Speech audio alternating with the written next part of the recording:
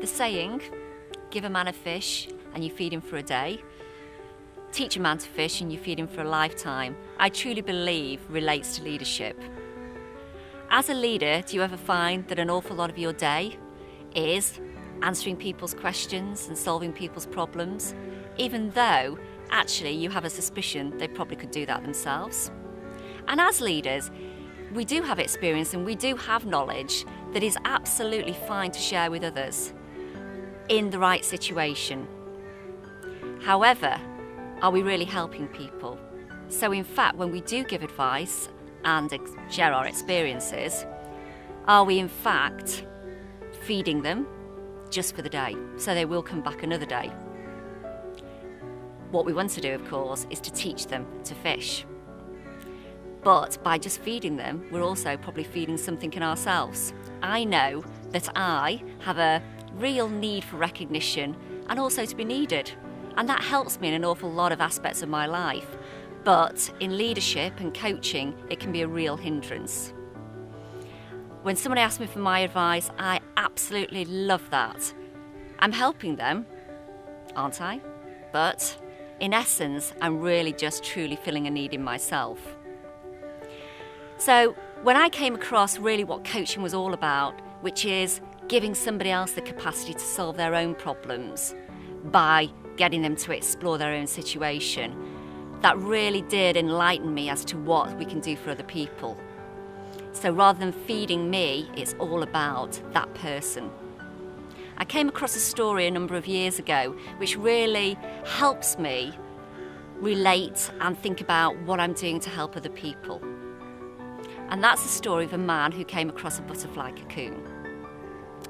And the man came across this cocoon and saw the small hole and the butterfly struggling to get through this small hole. And he was absolutely fascinated with this butterfly's struggle. And as he watched it, he was curious as to how the butterfly was going to manage to get through this minute hole. He went away, and a few hours later he came back, and the butterfly was still trying to struggle through the hole. He watched, thinking, what could he do to help? He felt for the butterfly and wanted to do something. But again, he went away, hoping that when he returned, that the butterfly would have flown away. So when he did return, to his dismay, the butterfly was still trying to struggle through the hole and looked like it was almost giving up. And he could not hold himself back. So he wanted to help the butterfly so much, he took a pair of scissors and he cut through the cocoon. And out came the butterfly with ease.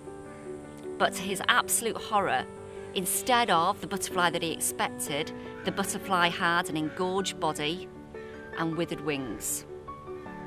Because the man, in his haste to help, did not realise that the struggle for the butterfly to get through the hole in the cocoon actually serves to force the fluid from its body into its wings, so it can be fully formed to fly as a butterfly should.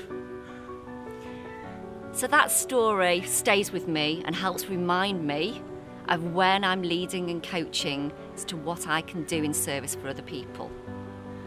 So I challenge you as leaders to, next time, before you dive in and give advice, is to think about how much pleasure you get from solving problems, and instead give the greatest gift of giving that other person the pleasure of solving their own problem. By asking great questions, getting them to explore their situation, and more importantly, it's about patience. Waiting whilst, in fact, the person probably struggles to their own solution. Because great leaders are surrounded by beautiful butterflies.